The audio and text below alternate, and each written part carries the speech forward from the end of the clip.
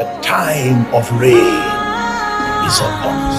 I know you waited long, waited for the stirring of the waters. It is not the waters that God will stir for your destiny. Jesus himself will come to you. Oh, when you see champions operate, they look like madmen. But there is an audacity that knowing God produces. If your God is money, if your God is fame, you have fallen already. Some people are too lazy for Satan to use them. Not to talk more of God.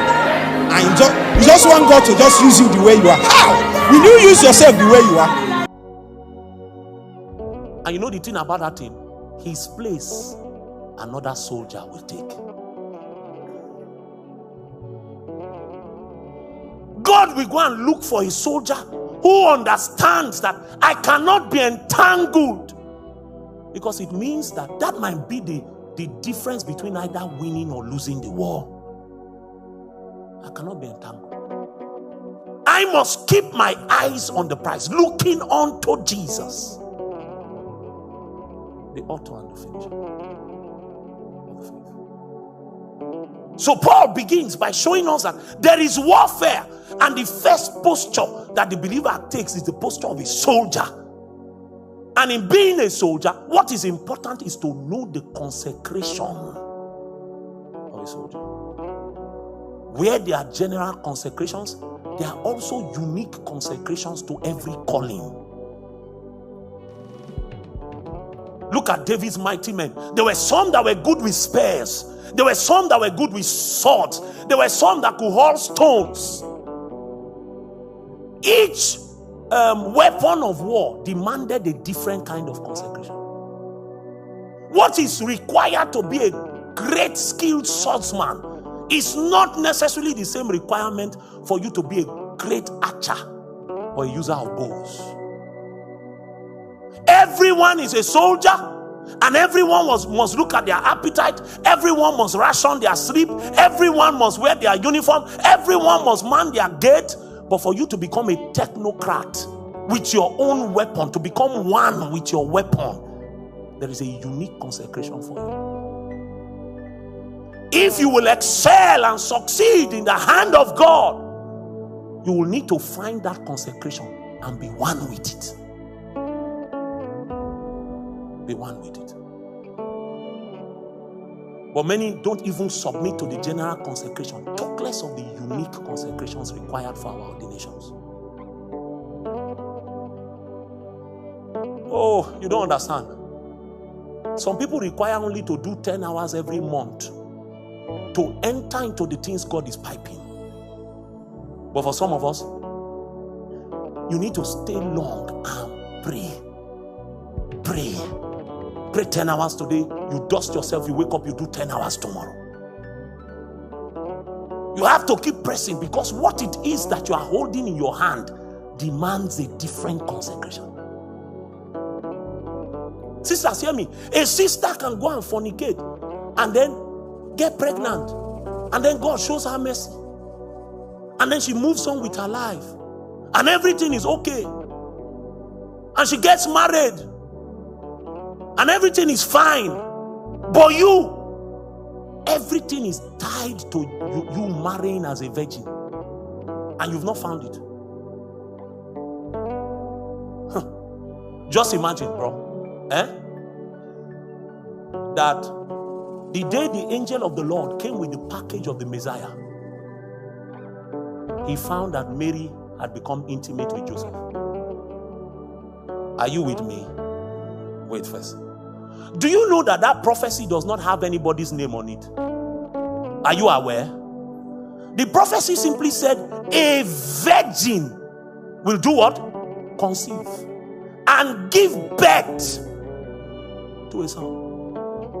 So it means that every virgin in Israel was qualified to carry that prophecy.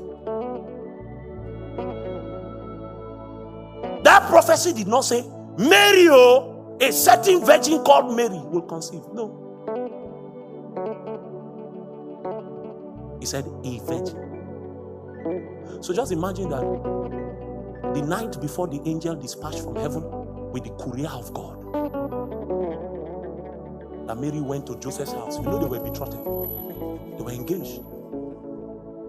Went to Mary's house, then Joseph's house, then Joseph touched her pointed nose and said, Kai, this your nose reminds me of the cedars of Lebanon. Then Mary entered into the kitchen and made indomie with fish. As she was boiling the indomie, Joseph was shaking his leg. No one ever cooked like thee. And as they brought the indomie, they sat down together, looked into each other's eyes, and the atmosphere changed. And then all of a sudden, Joseph went into Mary. Maybe when they finished, they now fell on the floor and they started crying. God show us mercy. By that one act, she had disqualified herself from destiny. She was the one that was chosen, but everything was tied to a posture. That to carry this thing, you've been chosen, but the qualification to even be in the group that will be chosen is that you must be a virgin. That's the consecration required for what it is God wants to give you. I know a young man in my institution. All his life, he was even a leader in fellowship. Never looked at a sister lustfully. Never had anything to do with a sister. Then he went home for holiday and went to the village to stay with his grandparents. Then while he was there, he didn't sleep with girls in the university.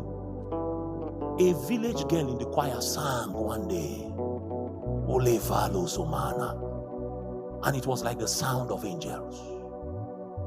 He now decided to go into, I'm telling you a life story, and he went into her. And then all of a sudden he became sick, running from everywhere. When he came back, he went to his family doctor because he's from a Christian home. And they ran all the tests, all. So nothing they do you now. The doctor said, if not that I know you, that you are a man of God, I would have said you should do HIV test. The guy broke down in tears and said, Oga, we need to do the test. I'm a man of God, but a village girl. So they ran the test and found him HIV positive. The one time he decided that he will step out of his consecration, Satan was with him. You know, it's us that take things for granted. I will arise as usual. He wist not that the Spirit of the Lord had departed. He wist not. A warrior recognizes that a single lapse, you fall asleep at the wrong time, can mean an invasion into your territory. Say a warrior that is manning the gate, he knows that his end of duty is 6 p.m. Then he's waiting for the man to come and change him. He now decides that because the man who is coming to change him is taking too long, he now decides to walk away. It can be that is how they will enter the nation and kill all the women and children. So even though his legs are shaking, even though it's difficult to stay there, the man to relieve him has not come. He mans his gate. They'll say, he's sleep. Sleep, eh? Sleep. I assure you that if you wake up and you are praying and you hit your head against the wall, you will wake up. You will wake up. But it has not become such important, you don't see it as consecration. You have not come to recognize that you can't survive without prayer. You have not come to realize that you can't survive without fasting. Everything that I am is those two things. Fasting. I used to tell people that if you connect with me, you will hate food. In fact, sometimes my wife will bring the food and load the plate. In Warri, we call it size gwelele. She will load the plate and say, eat.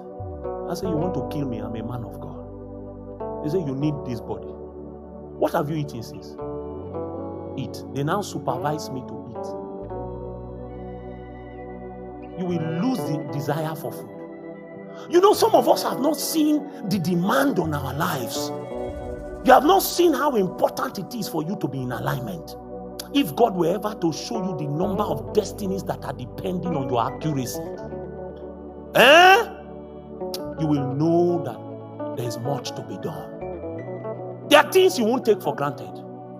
If God were ever to show you the demands on your life, where He wants to take you to, and what is necessary to get there, you will not joke with certain things. If God were to show you, if God were to show you, you will now become so serious that if they come and call you Jim, just imagine Mary walking around in her village and say, look at this one. The men don't marry virgins, so that's what they tell some young girls. That virginity is outdated. Then Mary now became depressed. She will still be alive, but somebody else will be carrying her destiny.